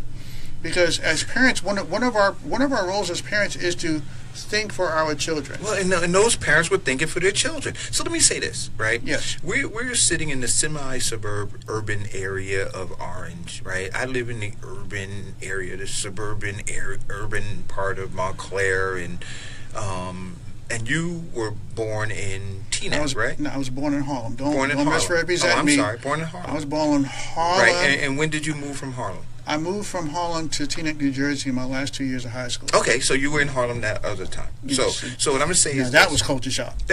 Right. So there we go. And so what I'm going to say to you is this: as a person who spent your childhood in Harlem, you saw a lot, right? You were exposed to a lot. Mm-hmm. Okay, and I'm going to Born in suggest Harlem, lived in Brooklyn 13 years, lived in the Bronx 4 years. right, and so I'm going to suggest that these parents, when they go to the different parks or they walk their kids down the street, that they're exposed to all of the culture that Brooklyn and Harlem and the Bronx has, and so they are encountering things differently, and so you don't know. Maybe those parents. Maybe those kids are curious. Maybe there was some website or some blog or something where parents were saying, how do I, build more acceptance in my toddler? Because they're asking these questions. Maybe this story time arose from that kind of query. We got about a minute. Yeah. Go ahead. Oh, wow. Already? Hey, Steph, we got a minute. Go. I'm sorry. We're about Let to it go. out of time. We got a minute. Speak. Okay, this is it. We're thinking those children see that as a lifestyle. They see a person up there who's dressed up. It's no different than taking them to see a Broadway show that's got like Peter Pan in it, or you take them to see Aladdin. They are not thinking them about a lifestyle. We are not exposing them to that lifestyle by taking them. Thanks for calling, Stephanie. Appreciate it. May I be the first to say And we're off. It's 94.3. We're off. Ready. Dang, that time flew by. How the hell did we miss that? How did we miss the time? African. We totally missed that. Disco. Oldies but goodies. Yo, hi, this is how did we Janet miss that, y'all? We were so missing at a time. Like, we're from 10 to 12, and they don't play. When it comes to 12, they like out of here. You get off the air ASAP. And I don't believe we totally missed that.